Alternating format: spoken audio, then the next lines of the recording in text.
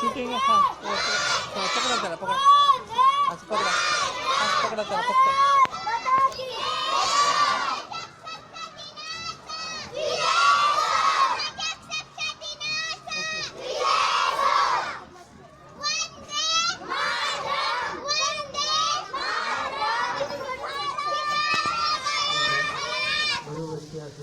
नातेवाईक म्हणा आणि समोर बसलेले सर्व विद्यार्थी, मला काही जास्त बोलता येत नाही. मी एक सेवक होतो तुमच्या विद्यार्थ्यांचा, त्याच्यामधून मला काही बनण्याची भाषा माहिती नाही.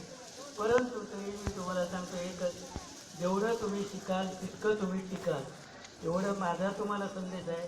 जे मोठ्या मोठ्या लोकांचे हे वाक्य तुम्ही एक सेवक या नात्यानं त्यांचं ऐकून तुम्हाला सांगायचं, तुम्ही शिका, चांगल्या पद्धतीनं भविष्य घडवा, एवढंच तुम्हाला मला विनंती करून सांगायची. याप्रमाणे मी माझ्या संस्थेतर्फे दरवर्षाला 26 जानेवारीला तुमच्याकरता काही ना काहीतरी बक्षीस संस्थेमार्फत येणार आहे.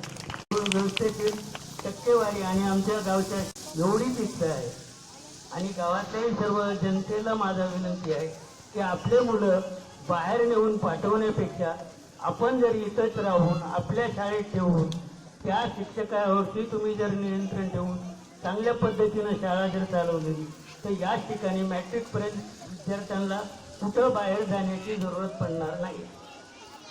बस एवढे माझे गरिबाचे 4 शब्द बोलून मी माझं आज मी तुम्हाला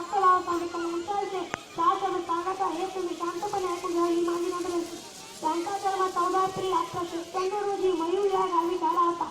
त्यांचे पूर्ण नाव भीमरावजी आंबेडकर असे होते. त्यांनी आयुष्याच्या उद्धारासाठी अनेक कष्ट केले होते. भारतीय राज्यघटनेचे काम त्यांनी उत्तम प्रकारे पार पाडले होते. त्यांना भारतात 6 किताब एवढे बोलून तुम्हाला महात्मा ज्योतिबा फुले यांच्याबद्दल 4 शब्द सांगणार आहे, ते तुम्ही शांतपणे ऐकून घ्यावी ही माझी नम्र विनंती. ज्योतिबा फुले हे समाजसेवक होते. त्यांनी शोधक समाजाची स्थापना केली. 1851 रोजी मुलींसाठी शाळा काढली. आपली पत्नी म्हणजे सावित्रीबाई हिला शिकवून शिक्षिका बनवले. कष्टकरी लोकांना शिक्षण मिळालेच पाहिजे, त्याशिवाय देशाचा विकास होणार नाही.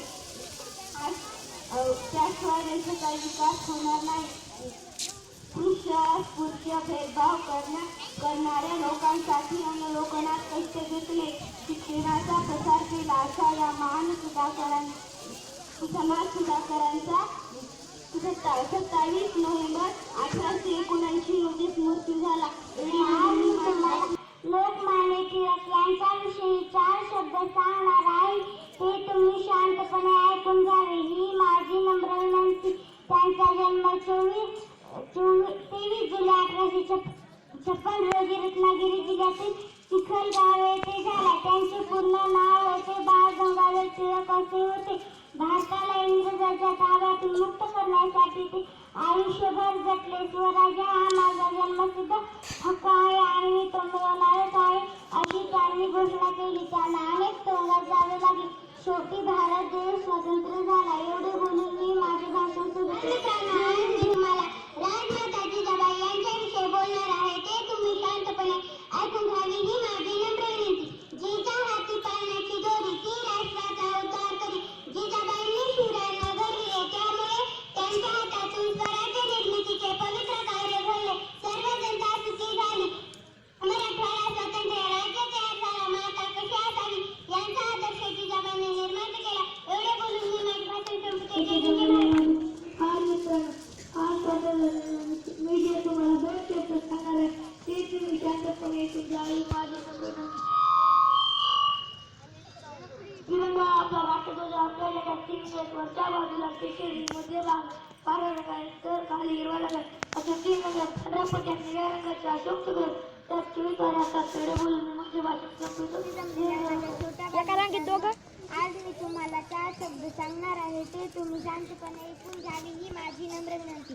ज्ञान हा माणसाचा 3रा डोळा आहे. शिक्षणामुळे माणसाची प्रगती होते. शिक्षणाला फार महत्त्व आहे. म्हणून म्हणतात शिकाल तर टिकाल.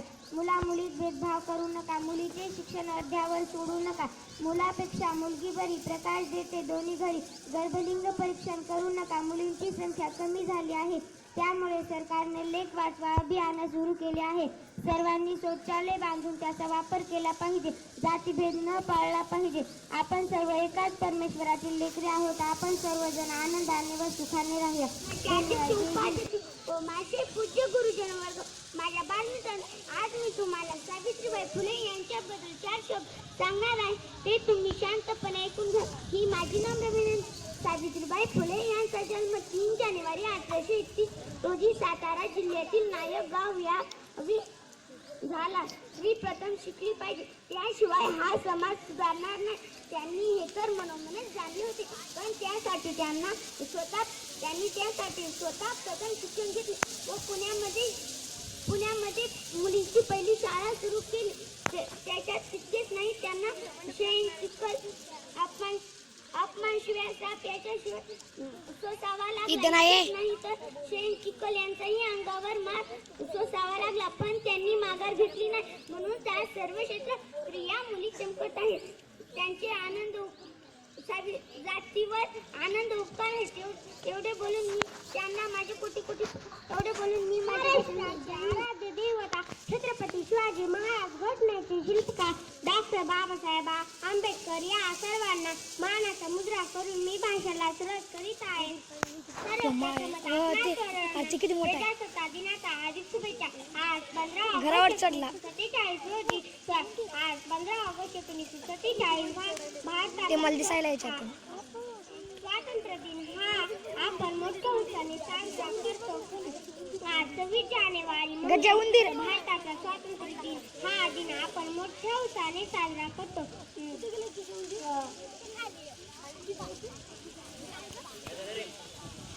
उंदीर बघायला पोरं. तुम्हाला शिवाजी महाराजांबद्दल माहिती सांगणार आहे.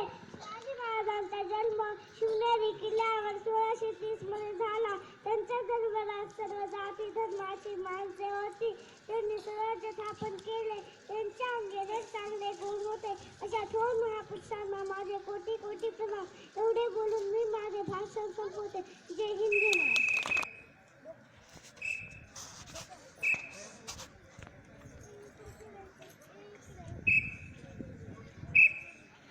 फोटो घेते.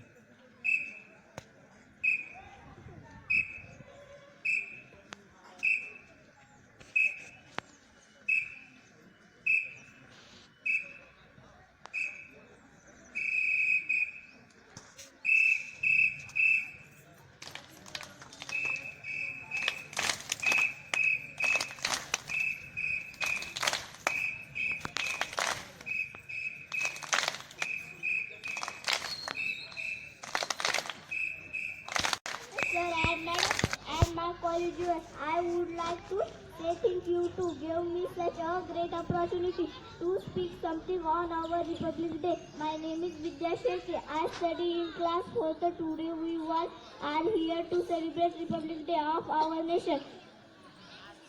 This is a great and too special occasion for us. We should greet each other and pray to God for the development and prosperity of our nation. We celebrate Republic Day.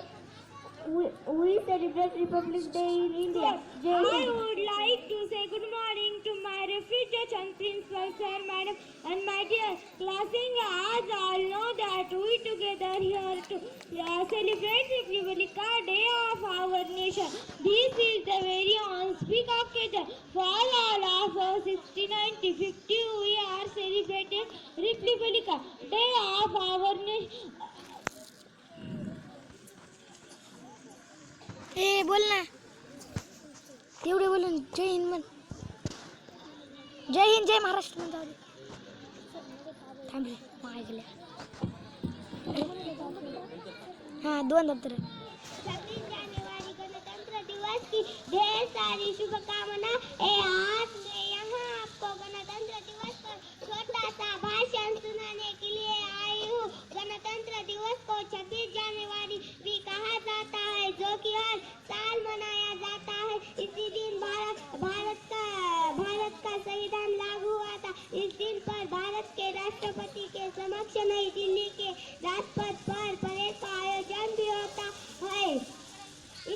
कहकर मैं अपना भाषण समाप्त करती हूँ. व माझ्या बाल मित्रांनो, आज मी तुम्हाला आपल्या राष्ट्रध्वजाच्या विषयी माहिती सांगणार आहे. त्यात 3 रंग आहे. आपल्या देशाचा राष्ट्रध्वज तिरंगी आहे. त्यामध्ये 3 रंग आहे. सर्वात वरचे श्रीरंग हा त्यागाचे प्रतीक आहे. मध्यभागी पांढरा रंग शांततेचे प्रतीक आहे. त्यामध्ये निळ्या रंगाचे अशोक चक्र आहे. त्यात 24 तारे आहे. सर्वात खाली हिरवा रंग समृद्धीचे प्रतीक आहे.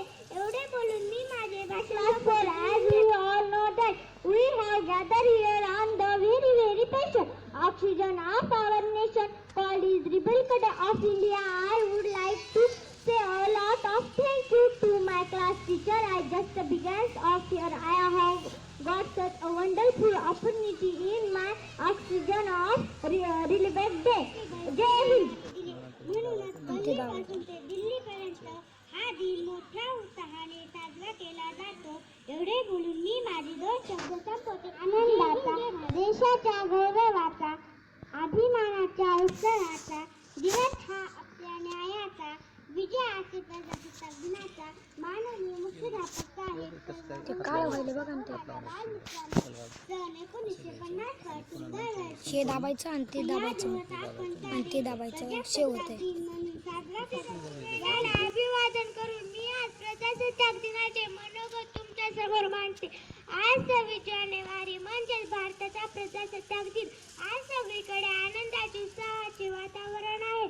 आपल्या शाळेप्रमाणेच इतरही शाळांमध्ये, महाविद्यालयांमध्ये, सरकारी कार्यालयांमध्ये झेंडावंदन, सांस्कृतिक कार्यक्रम, विविध भाषणे असे अनेक कार्यक्रम सादर होत आहे.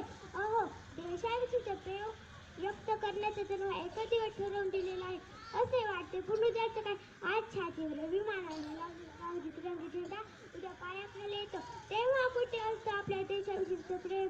घातलेल्या नियमाचे उल्लंघन करणे, नको त्या गोष्टीवर वाद घालून आपापसात तंटे घडवून आणणे, सार्वजनिक स्थळ किंवा वस्तू आपली नसून सरकारची आहे असा दृष्टिकोन ठेवून तिचा गैरवापर करणे, या सर्व गोष्टी जेव्हा आपल्याकडून घडतात तेव्हा खरोखरच आपण भारत देशाचे नागरिक आहोत का नाही असा प्रश्न पडल्याशिवाय राहत नाही.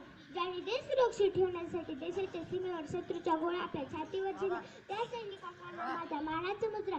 देशात शत्रू घुसू नये म्हणून ते घरदाराचा त्याग करून सीमेवर तैनात असतात. तेव्हा लक्षात ठेवायचं आहे दादांनो, हे भारत देशाचा आहे आणि भारत देश माझाच आहे. एवढं पक्क मनाशी ठरवलं याप्रमाणे रोज वागलो की 15 ऑगस्ट आणि 26 जानेवारी साजरा केल्याचे समाधान आम्हा तुम्हाला सर्वांनाच लाभेल. एवढे बोलून मी माझी पूज्य गुरुजन और मेरे प्यारे दोस्तों, मैं आज गणतंत्र बारे में 2 चर्चा करना चाहती हूँ. गणतंत्र दिवस भारत का राष्ट्रीय पर्व है. यह दिवस भारत के गणतंत्र बनने की खुशी में मनाया जाता है. 26